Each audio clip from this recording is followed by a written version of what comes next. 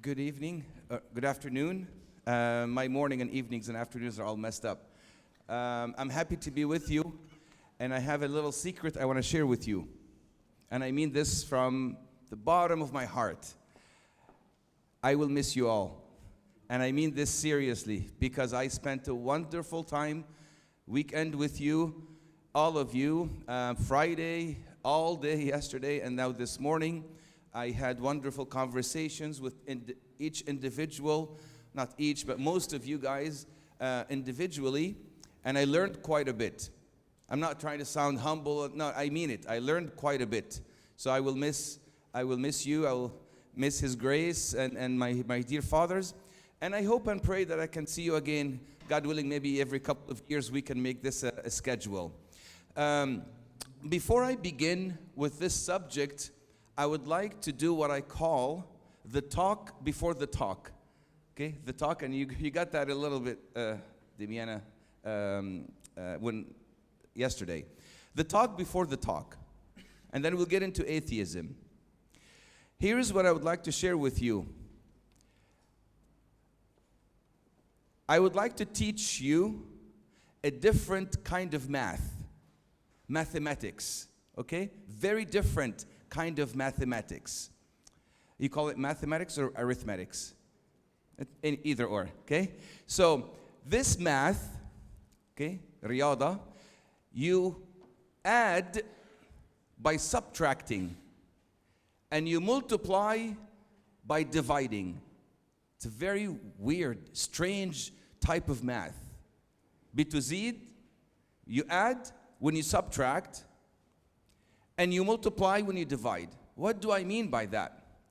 What I say is this: physical possessions, al-qanya al-maddiya. When you share it with someone, what happens to it? It decreases in value. If I have 20 euros and I share with you some of my physical possessions, I will end up having less money. مشكلة? Not so in spiritual possessions. When I share with you spiritual possessions and virtues, I will end up having more possessions. So if I have love, I want to share this love with you, I will end up having more love. I have peace. I share this peace with you, I will end up having more peace. Very interesting type of math. But we always fail to remember very important truth. It is in giving that we receive. The world doesn't teach that, but it is true. Try it. You want to feel joy? You know what the real secret of being joyful? Make someone joyful. You will be joyful, because it's in giving you actually receive. This is just a little talk before the talk. I have about 15 of these. If I should have done some of them before, but let's get into the talk of this afternoon. Refuting. What is refuting atheism? Refuting simply means to prove that atheism is illogical. It's against reason. Now, do I say this just simply because I'm a Christian and believe in God? Absolutely not. I will explain. And let me just give you a quick background. So I have been honored and privileged and blessed in the ministry of defending the Christian faith, apologetics, for almost over 23 years. And I have spoken to so many atheists. I would say over hundreds of atheists on university campuses, conferences, meetings, coffee shop meetings, wherever that is. I have dialogued with so many atheists. But remember what I said last time we met. Yes, you can have conversations and you can defend your faith as long as you do that with what? Humility, grace, meekness, and fear. Fear of God, that is. Okay? Not fear of any person, fear of God. So, in talking to atheists, I realized that I have 12 questions. 12 questions. I'm not going to go over all of them. Maybe I'll give you the titles, but I'm not going to discuss them in details. This requires another weekend. 12 questions I have been asking repeatedly over the past 2 decades. I am yet to find a logically coherent answer for these questions. And by the way, I am asking people who are very intellectual, professors in the university. We have in California a university called University of California in Berkeley, Stanford. I'm sure you've heard of these names. And I would go to these universities and ask these philosophy professors who are devout atheists. And again, I'm yet to find a logically coherent response to these questions, and I'll go over them with you. But before I do that, I want to share with you just some information about atheism in the Netherlands, in where we are. And you're not surprised. I don't think you are surprised that losing their religion survey shows Dutch becoming increasingly secular. Majority of Dutch people are now agnostic or atheist. Most Dutch citizens do not believe in God anymore. Are you all surprised? I don't think you're surprised. It's the same way, by the way, in the US, and even more so in Canada. Okay? And let's define our terms. نبتدي بالdefinition so that we have the same subject we're discussing. What is atheism? Option 1, option 2. Option 1 says, atheism is the lack of belief in God. Okay? Lack of belief. عدم إيمان بوجود الله. That's option 1. Option 2, it is the belief that God doesn't exist. الإيمان بعدم وجود الله. You see how they're different? What is atheism? 1 or 2? You tell me.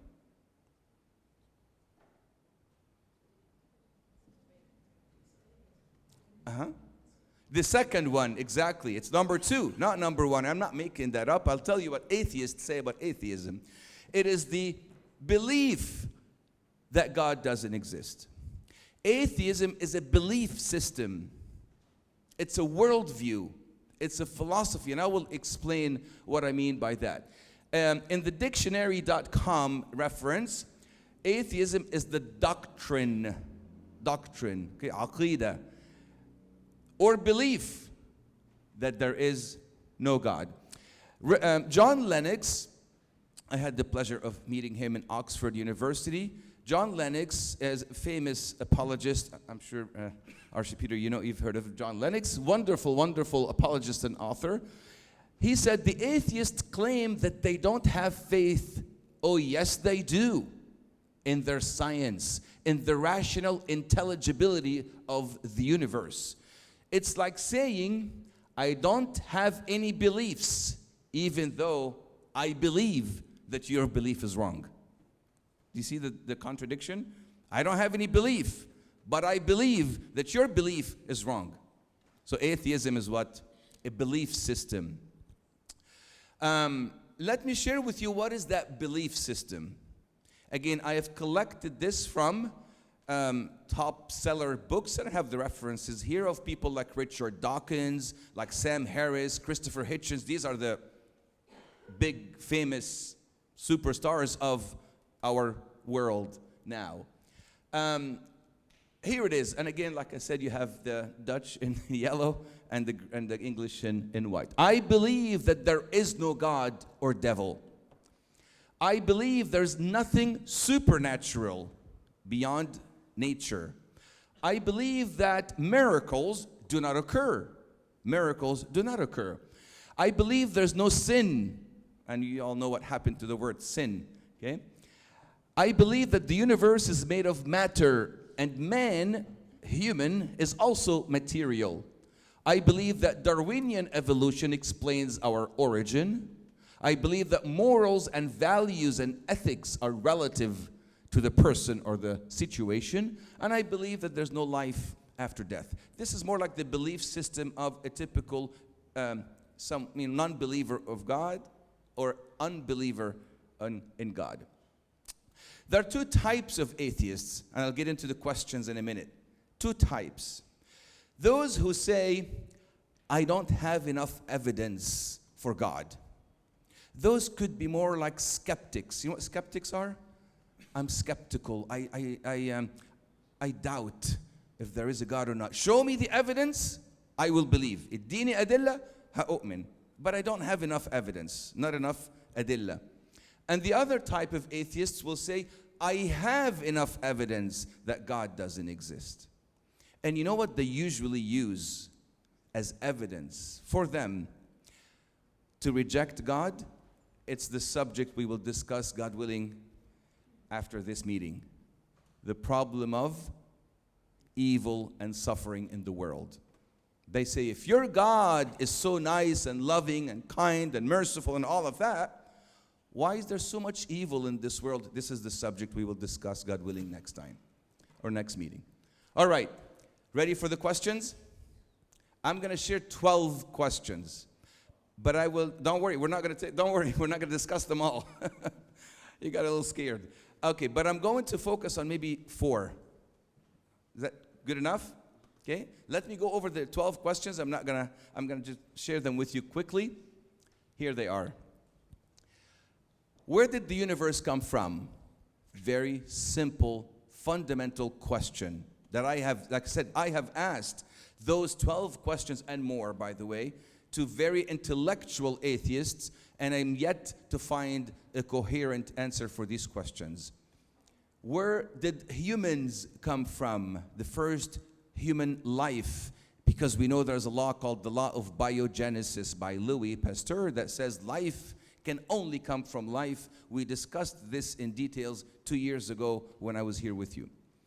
Number 3, is there a designer behind this design, the teleos of this universe? Number 4, who or what determines right from wrong? Evolution, reason, society? Who and what determines ethics and morals? Number 5, do you have a soul? هل لديك نفس بشرية? Do you have a soul? Number 6, do you have free will? Are you free? Or are you predetermined and fatally determined? Number 7, do you trust your mind? Do you trust your mind? Number 8, what is evil?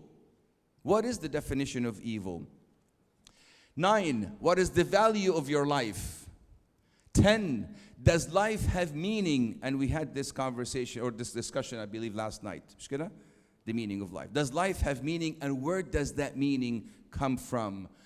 11, what happens when we die? Where do we go when we die? And number 12, do you have complete, absolute knowledge of the material and the immaterial? The natural and the supernatural. And I can go on with more questions. Now, let me pause, step back. Why are we discussing this? Can someone tell me, why are we discussing this subject? Anyone? Because I want to make sure that there is a purpose for our discussion. Not just, I just want to share with you some information and say thank you, bye. There's a reason behind it that I want you to glean or to capture that reason and that purpose. Why? Why are we discussing this? Can someone tell me? Yes, Abu. Because atheists are aggressively fighting against church and against the credo. Absolutely. Absolutely. Because atheists and atheism and atheists and specifically, yeah, they may ask us questions that we don't know the answers for. And they may, actually, if we're not sure of what we believe in, we may be, a little confused on what we believe in. Yes. Also, why else? Anyone? Why else? تفضل يا بونا. To confirm to ourselves that what we believe in is beautiful. I love it. I love it. To be confident, rather, that what we believe in is the truth. Not because my mom and dad told me Christianity is true, I become a Christian. Or not because I just have been coming to church since I was 4 years old, I became a Christian. No, I am a Christian for one reason, because it's true. When people ask me this question on university campuses, they say, George, so why are you a Christian? Do you think I'll say because mom and dad are Christians? No. I mean, that's nice and all. But I had a period in my life where I wanted to investigate Christianity and all the other world religions. As I told you, I did study world religions for 8 years or so, and I looked at Islam, Christianity, Buddhism, Hinduism, and all of that, and I wanted to make sure that what I believe in is the truth. So when people ask me, George, why are you a Christian? I say, because it's true. And if I can show you that it's true, would you become a Christian? You'll be surprised. Many would say no. You'd be very surprised. It's as if saying, do you want to believe that 2 + 2 = 4? And they say, no. Just think about it, okay? I think we owe it to ourselves to always look for what is true and hold on to it, and more importantly, live it. Okay. All right, let's go through 4 of these questions. I just picked randomly 4 of these questions. Do you have free will? هل لديك إرادة حرة? Do you have free will? Now, according to atheism, we have no soul. ما فيش نفس بشرية. We have no soul. We're basically made of matter. We're material people. Okay? We're made up of material matter. We're just basically machines. And here is what Richard Dawkins. Do y'all know who Richard Dawkins is? I'm sure you've heard of him. He's the most famous atheist of our time. Again, I had the pleasure of meeting him in Oxford University. He has written several books, The God Delusion, The Selfish Gene, and, about atheism or the rejection of God. He labeled humans as moist robots. That's what we are. You know what I mean by moist? Why moist? Because we have blood in us. But we are what? Robots. I think it fits well with the AI movement nowadays. We're moist robots. And another atheist, I believe it was Christopher Hitchens, who said, we are molecules in motion. You know what molecules are? In motion. That's who we are. We're machines. طيب. If we are machines, that means our human behavior and decisions are determined and governed by the laws of physics and the laws of nature, which means we're not free because we're machines and we are governed and determined by the law of nature and the law of physics. Here's what Stephen Hawking, the renowned theoretical physicist and scientist and cosmologist, said. It is hard to imagine how free will can work if our behavior is determined by physical laws. So it seems that we are nothing more than biological machines, and free will is a what? An illusion. And Richard Dawkins agreed with what Hawkins said and says, yes, we are not free. I can share with you this video, or I can skip it for the sake of, it's a 3-minute video by Mr. Dawkins himself, Richard Dawkins, in an interview, but I'll give you the YouTube reference, you can look it up. He's on record saying, we don't have free will. It's an illusion. And you know what I mean by illusion? Can you say what illusion? It's the same, illusion.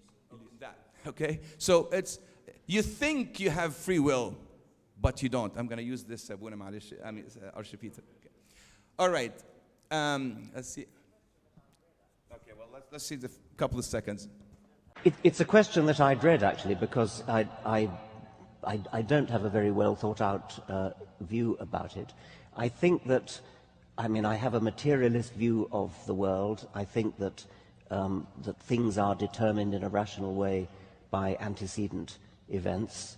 And so that commits me to the view that when I think I have free will, when I think that I'm exercising free choice, I'm deluding myself, that my brain states are determined by physical events. And yet that seems to contradict, to go against the very powerful subjective impression that we all have, that we do have free will. Okay, so I'll just, it was a quick 30-second video. And he goes on, and he had another atheist next to him. His name is Lawrence Krauss. He's out of the US in Arizona State University, and he's also an atheist who says that we don't have free will. But let me pause and think and ask two questions. If we don't have free will, why do we have people in prison?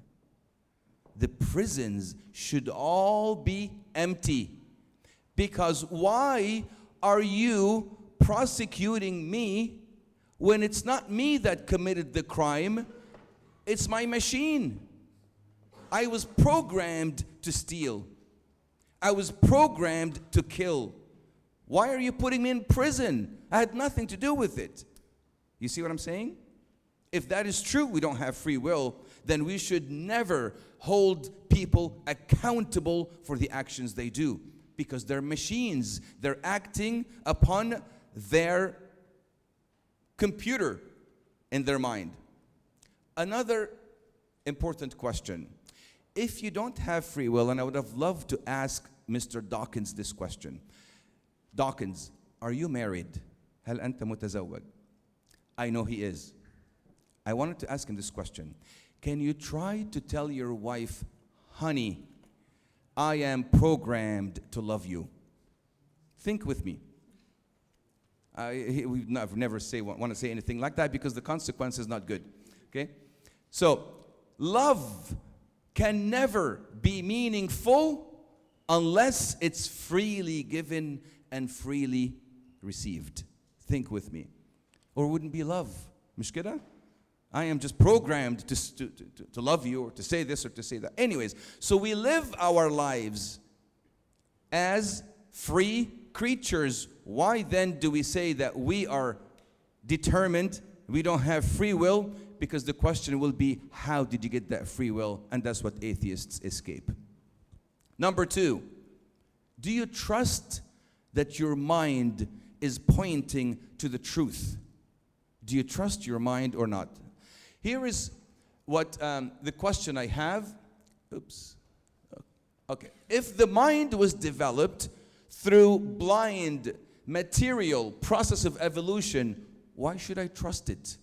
Why should I trust it? Here is what Charles Darwin said in his letter to William Graham. He said, with me, the horrid doubt always arises whether the convictions of man's mind, which has been developed from the mind of lower animals, are of any value or at all trustworthy. Would anyone trust in the convictions of a monkey's mind if there are any convictions in such a mind? So if your mind is developed through a blind process, why would you trust it? Why would you trust that it's pointing to the truth? Here is what J.B.S. Haldane, he's a physiologist and geneticist and evolutionist and a biologist and all kind of stuff. Here's what he said in his book, When I Am Dead. If my mental processes are determined entirely by the motion of atoms in my brain, I have no reason to suppose that my beliefs are true. And hence, I have no reason for supposing that my brain is made of atoms. You see? It's more like a circular reasoning kind of thing. All right. I'm going to skip these quotes because they say basically the same thing. But why do I trust my mind? Because I know the origin of my mind. It's not evolution. It's not blind process. Why do I trust my mind? Because I am created in the what? Image of God. And what is that image of God? He gave me his what? Reason, rationale. And that's what logos is. What does logos mean? The word, and also means, word, reason, logic, intellect, the ability to rationalize things. And that's why I have been endowed or given this mind I can trust. Number three, this is an important one. So I want you to listen to this one. What is evil? إيه هو الشر? عرف, define what is evil. Now, St. Augustine says, evil has no nature, but the loss of good has received the name evil. Yani evil itself, how to define it is by saying the absence of good. Evil doesn't have any substance in itself. It's when you don't do what is good. That's why in English, some evil words are basically the opposite of good, like disobedience, disrespect, dishonor, disbelieve. فاهمين قصدي? Do you see? So it's not honoring, not believing, and so on and so forth. Untrue, true, untrue. So evil is the opposite of good, or the lack of good, or the absence of good. طيب. Like what? Death is the absence of life. There's no such a thing as death, as ontologically quantifiable. Death is the absence of life. Well, what about darkness? It's the absence of light. What about cold? Can you measure cold if you study physics? Can you measure cold? No. How do you measure cold? By the absence of heat. The less heat there is, the more cold. But cold itself doesn't have any qualities. It's the absence of heat. Same thing as evil. How do you measure evil? The absence of good. طيب, here's what C.S. Lewis, very famous author and Christian and apologist, I'm sure many of you have heard of him. He said, when I was an atheist, my argument against God was that the universe seemed so cruel and unjust. But how had I got this idea of just and unjust? A man does not call a line crooked unless he has an idea of a straight line. Beautiful words. In other words, I can tell you, I can say, this phone is old. What am I saying? If I say this phone is old, what am I saying? That I have an idea of what the new phone looks like. مش كده? Or else, it's not old, أنا بس illustration. It's actually beautiful, nice. Okay? That means I have an idea of what a new phone looks like. مش كده? Like, you know what, iPhone 15, 16, whatever that is. But if I don't know what a new phone looks like, will I say this is old? فاهمين قصدي? So by saying this is bad, you are basically saying what I know what is good. And the deviation from what is good is bad. So for me, for me to say this is evil, I am implying, presupposing, I know what is good. That's why I know what evil is. What then, here are the questions for those who don't believe in God. What standard do you use to determine what is good and what is evil? You will find no answer for that question. Some people will say, oh, society, culture, evolutionary ethics, social ethics, Immanuel Kantian ethics, and all of that. And we can, of course, respond to each one of these, and we did discuss this last time we met. How does that work in a universe in which there are no objective moral standards? Because as an atheist, I don't believe in objective moral values. You know what I mean by objective moral values? Moral values for everyone. Everyone complies with these moral values. As an atheist, I say values are determined by me and the situation. Here is what Richard Dawkins said, and I like what he said. Hold on, let me rephrase that. I respect what he said, but I don't agree with it, but I respect it. You know why I respect what he said? Because he is consistent with what he believes in. Okay? Here's what he said. In a universe, the universe we observe has precisely the properties we should expect. This is in his book, River Out of Eden, page 37. He said, there is no design, no goal or purpose, no what? No evil and no good. No evil, no good. Nothing but blind and pitiless indifference. DNA neither knows nor cares. DNA just is, and we dance to its music. Why did he say there's no evil? Why did he say that? Because he knows that if he says, I know what evil is, well, he will be asked this question, how do you know? You must know what good is for you to say this is evil. But here's another question. Where did that good come from? Or how do you determine good and evil? What standard do you use to say this is good, this is evil? And who put that standard of goodness and badness, or rightness and wrongness? All right. Last one. Do you have time for one more? Are you guys tired? Okay, you good? Okay, I'm going to be asking some questions, so get ready. Okay. Maybe we can skip this one and go to... Okay, let's do this one. Do you have absolute knowledge? So, as an atheist, you cannot affirm the non-existence of something. Let's say, for example, if you walk out in the hall, there's a hall مثلا down here, and you can say, I affirm that this hall has no ants in it, naml, ants in this hall. By saying that, what are you really saying? That you have searched every inch of this hall to make sure that you don't see any trace of any ants in this hall. فاهمين قصدي?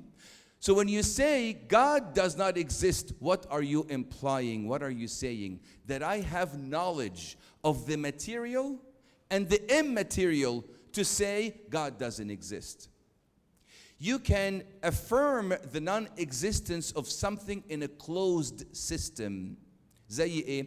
I can say the government office does not have any Republicans or something like that, just whatever.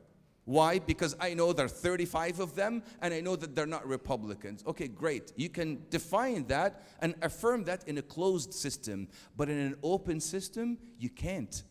Because what are you saying? You are omniscient. I think omniscient, yani, you have absolute knowledge. You have searched every inch. It's like saying, I have knowledge that I've searched the entire universe, physically speaking, and the entire realm outside the universe to say God doesn't exist.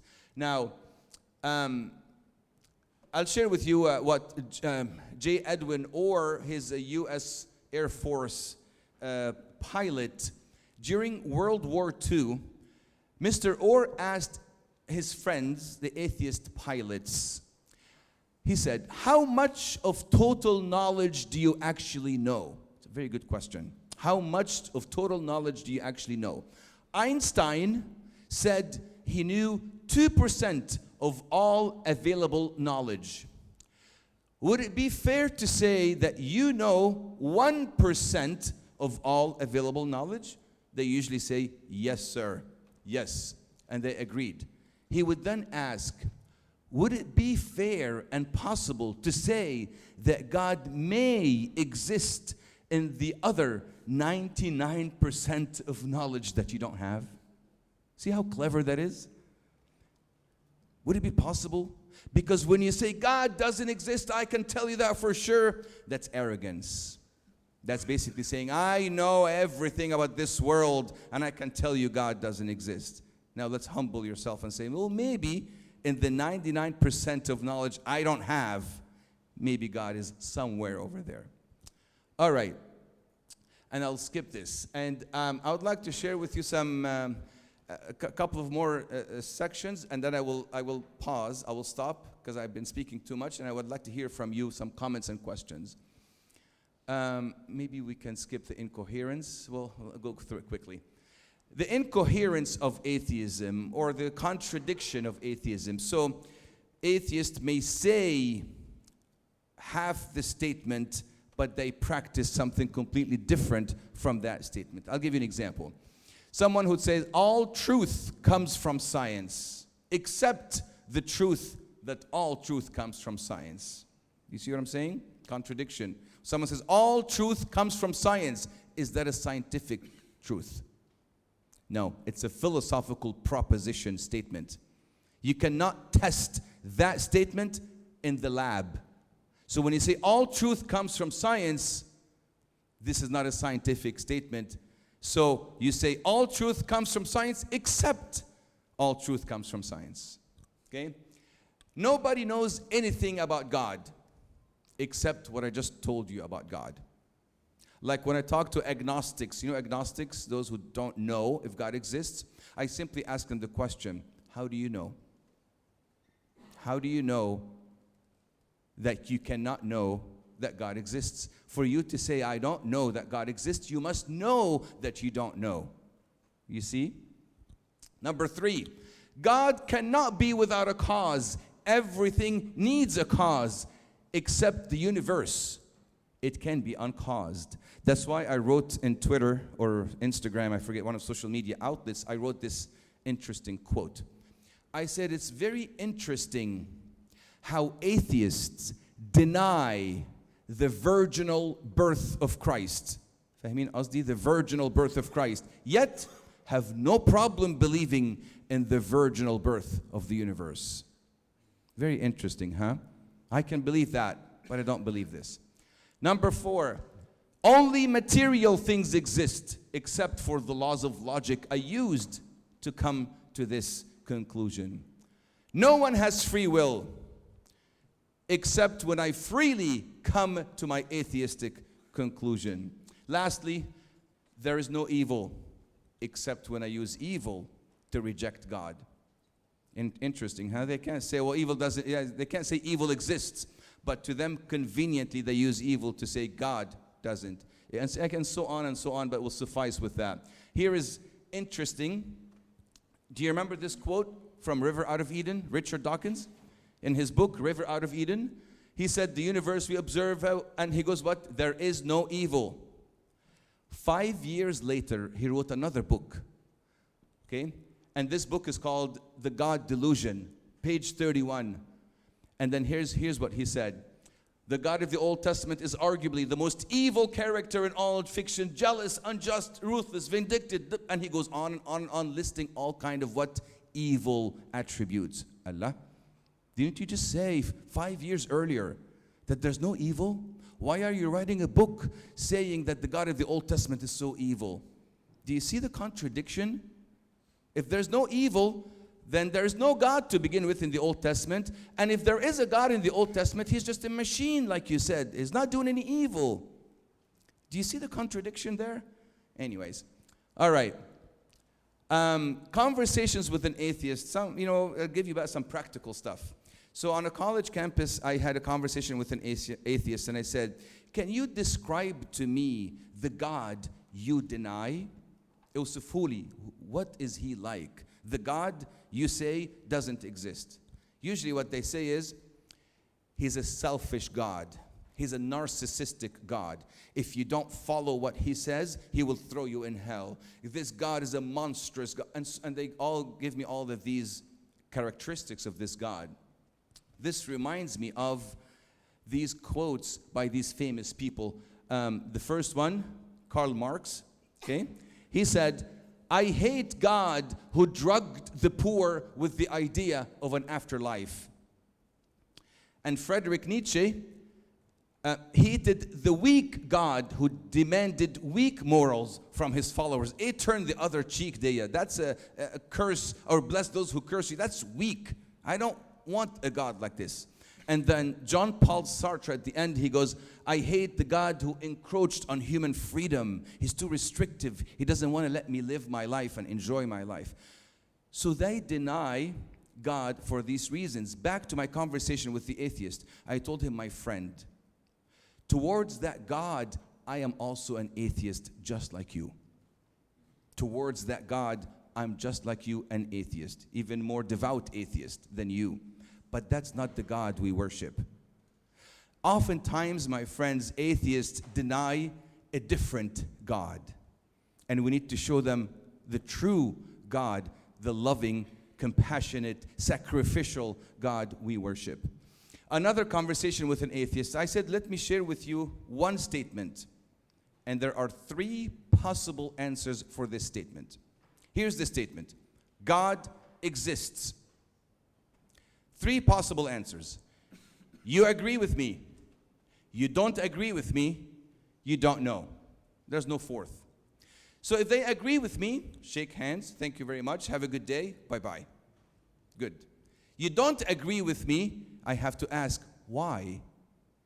And if you don't know, are you willing to know?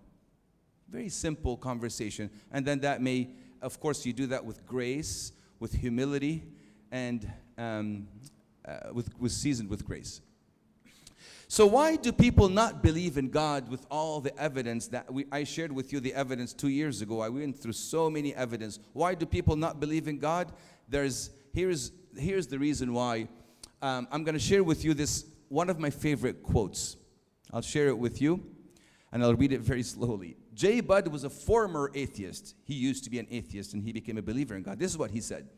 Because the presence of God made me more and more uncomfortable, I began looking for reasons to believe that he didn't exist. Listen carefully what he says next. Not many of us atheists doubt God's existence and then start sinning. Most of us sin and then start doubting God's existence. Do you see how spot on that is? In my opinion, I think it is spot on.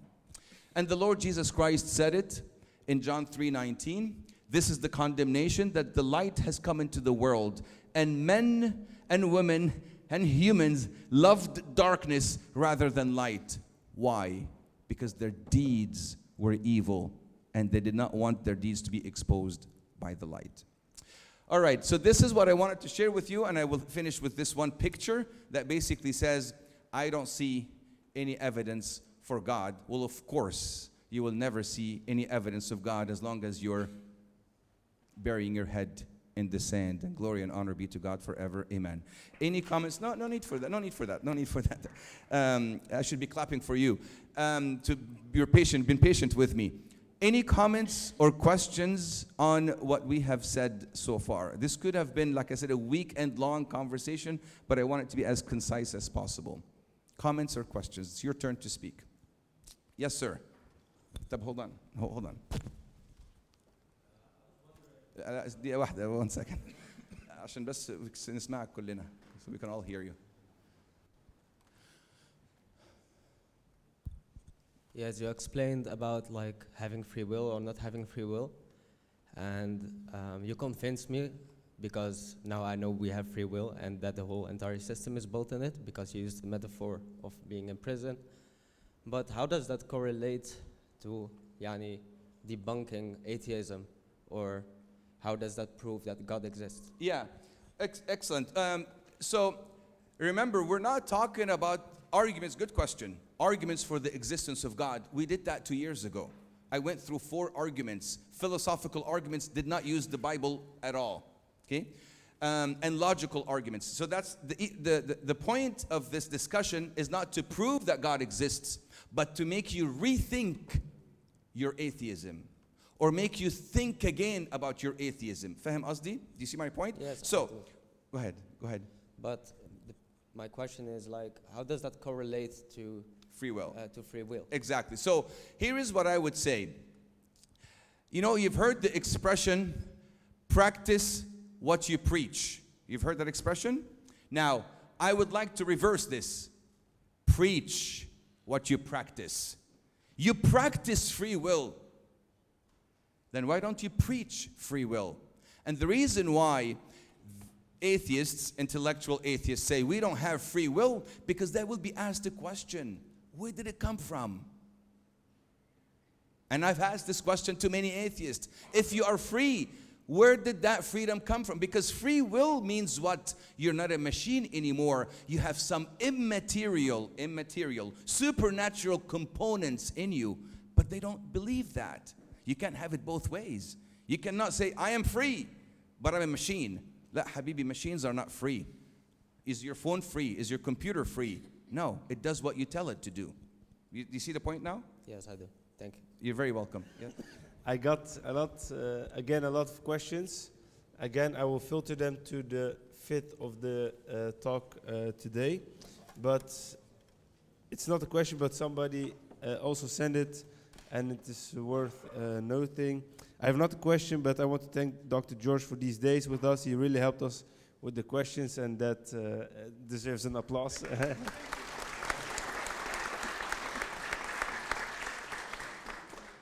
So multiple times I got the question, all right, I've convinced somebody with logical arguments that God exists. How I go from there to Christianity? Oh. That the Christianity is the truth, true faith, the true God. Right. So there are excellent question. There are three, basically, it's a hierarchy. Okay, it's a structure. You begin with, does God exist? And you discuss that. I think we talked about this last time we met 2 years ago. How many of you guys were here with okay. Many of you, okay, that's good. Do you remember the discussion we had 2 years ago? If you don't, there is a book that has all what we've covered. And our speaker has access to the book. Or here is the book, yes, thank you. Okay, can I? Yeah. Okay, so there's this book called Timeless Truth. Martina, the question you had is answered in this book as well. Okay? So timeless truth in truthless times. Timeless truth in truthless times, 35 questions and 35 answers to these questions, and most of the answers again are logical answers and philosophical as well. Back to your question, Archpeter, is that we established the first case, God does exist. Then we get to the second case, well, which God? The Muslim God, the Buddhist God, the Hindu God, Christian God? Then we discuss the evidence for the Christian God. We also discussed this 2 years ago without using the Bible. Then we get to the third level. Actually, we should go this way. The third level is, okay, well, the Christian God, well, Protestants, Orthodox, Catholics, Jehovah's Witnesses are not Christians, but any of these other denominations, the case for what? Orthodoxy. So God exists. Christianity is true. Why am I not just a Christian? Why am I Orthodox? So these are three different talks or three different themes that we need to connect at some point. Yes, thank you. We know that God knows the future, which implies that all our actions are predetermined. Yes. From his perspective, does that not contradict free will? Yes, that was Martina. That was the same answer Martina, same question Martina had. I addressed this point here in this question in this book, and I called it.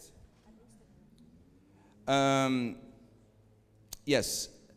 How can God's sovereignty and my free will coexist?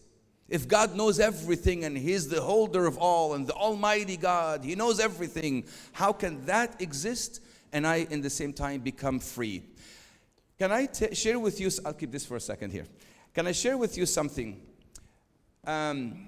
We meaning we as humans, we operate on a different level or different definition of the concept of time than God. I'll share with you, and maybe it will take 2 minutes for this question because it's a very important question. Let's say, here is the past. This is how we work. The past, the present, the future. You see? It's a line. That's why we call it in English timeline. Timeline. Why? Because it's a line. There is past, present, future. Can I ask you, do you know anything about the past? Few things that you can remember. Do you know anything about the future? Nothing whatsoever. Do you know anything about the present? Yes. As a matter of fact, this present, as we speak, becomes part of the past. And the present is ever flowing. The question that was just asked died, became part of the past. And the present is ever flowing. So we are moving in this timeline from present to future. We don't know anything about the future, and we know some things about the past. God doesn't operate the same way. He doesn't have a timeline. You know what he has? A times dot. نقطة. مش خط, نقطة. This time dot basically has the past, the present, the future, all in that one dot. So to him, the past happened, the present happened, the future already happened. Because God is beyond, transcends the dimension of time. عنصر الزمن, Allah فوق عنصر الزمن. I cannot say God doesn't know what I'm going to do. No, He does. God did not, no, He did. But I don't know what the future is. He does. Here's the most important thing I'll share with you at the end. Him, God, knowing the future does not mean He interferes with my free will. You see? Do you see the connection between these two? Him being omniscient and knows everything doesn't mean He controls what I do. Or else God is unfair. Then there should be no hell. فاهمين قصدي? So I am free within boundaries, but God knows what I will do simply because He's above the dimension of time. I'll give you an analogy. Let's say you are driving, or not you're driving. Let's say you're on top of the mountain. There's a mountain and you're sitting at the top of the mountain. And you have a perspective to see what's below. There's a car driving in this mountain, driving very fast. And there's a cliff. If the car drives very fast and continues to drive fast, it will fall off the cliff. Now, does the driver know that? He doesn't or she doesn't, because they don't have that perspective. Do I know that? Yes, because I have that privileged perspective. They don't. Do you see what I'm saying? So God has that perspective. I don't. Does that make sense? Okay, I hope that answers the question. Okay. Two questions, but I will make them one. So somebody said, if morality is objective, how can people live a subjective life? And some people may say that's the other question, but maybe they are the same. Some people say that God exists, but they trust on their own consciousness and believe that they don't need God. How do we talk to them? Okay. Regarding the first question, again back to the book, and you can look for the recordings of, I believe the recordings are there 2 years ago. We did discuss the moral argument extensively for an hour or so to answer the first question. It's also in the book. The second question, I would like to share with you some quotes that will answer these questions. So I get people that come and say, people who are atheists, who say, I don't need God. I am happy. I live a good life. I have a good job. I do some good deeds. I have a family. I have a dog. I have a house. I am happy. Don't force your God on me. Do we have people like that? Of course, I meet them all the time. And that's good. I'm happy for them. However, when they say these words, and I'm telling you this from 23 years of experience, I'm telling you this honestly, when they say these words, oftentimes it's coming from their lips, not from their heart. And I prove it to you. I'll share with you 5 quotes. Sorry, Abuna. Sorry. 5 quotes very quickly. These are atheists who, in the moment of truth, عارفين هي moment of truth? What is that moment of truth? Their deathbed. They're about to die. And these are very famous atheists. You'll know them. And I have the references below if you want to read more on them. How they realized they cannot live that lie ever, or they cannot continue to live that lie that God doesn't exist. And these are famous atheists. Here is what Jean-Paul Sartre, a famous French atheist existentialist, he admitted his need for God. He said, I needed God. I sought religion. I was looking after religion. I aspired to it. It was the remedy. If it had been refused to me, I would have invented it. He realized that there is a need for God, and he realized that when he's dying. In other words, خلاص بقى, I have to face the truth face to face. I'll tell you one more. Albert Camus, a very famous French existentialist and atheist, he dreaded life without God. He said, for him who is alone, without God and without a master, the weight of the days is dreadful. Erich Fromm, very famous psychologist who also was an atheist, said, The need for an object of devotion is deeply, deeply rooted in the conditions of human existence. Sigmund Freud, I'm sure you all know who that is, famous psychologist and psychoanalyst. He said, it would be very nice if there was a God who created the world and a moral order in the universe and an afterlife. And I can share with you so many other stories of famous atheists who came to realize that there is a void. We talked about this yesterday, about the meaning of life. There's a void that only God can fulfill. So you know what happens with all of these? Listen to this. They may deny Him at the top of their mind, but they cannot avoid Him in the bottom of their hearts. They can deny Him in the top of their minds, but cannot avoid Him in the bottom of their hearts. That's why St. Augustine said, our life will remain restless until they find their rest in you. So you can say, I don't need God, I'm happy and all that, fine. But you're saying this with your lips, not with your heart. And that would be the answer to the question. Thank you. So I got a lot more questions, but for the sake of time, I would just ask this question.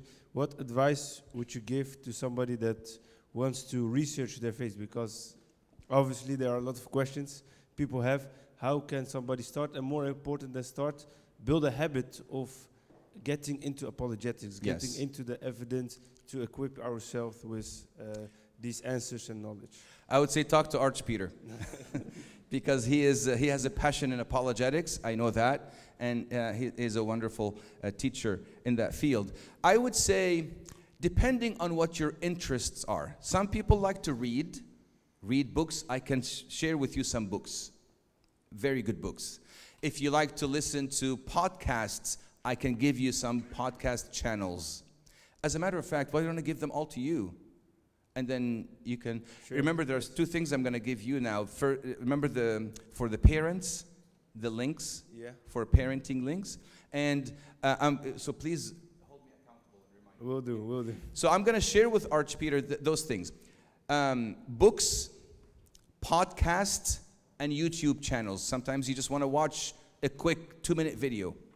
Of course, nowadays this is more attractive than just having to read a 500-page book. So I'll share 3 forms of references and resources: books, podcasts, if you want to listen, if you want to read, or if you want to see videos. And they are designed for those who want to study more about their faith from an orthodox perspective, and they want to basically be solidified in their faith. So I promise I will share this with Arch Peter, and he will share it with all of you. So once again, I think we're done. Yeah, perfect. Okay, good. Thank you. So I just want to say thank you to them. So I just want to end by saying thank you so much for your. I know it's the middle of the day. Sunday is usually a long day with the liturgy and all of that. So I really appreciate your attention. And I love your questions. And I would love to look at all the questions you've submitted. And I will do my best to address those questions and send them to Arch Peter. That he will send it to all of you. I would also like to connect with you. I have social media. I use social media for the ministry. So if you have a question you don't want to ask in public, I am at your service. I'll take your blessing in addressing any question you have. In the meantime, I ask you to pray for me. Thank you again.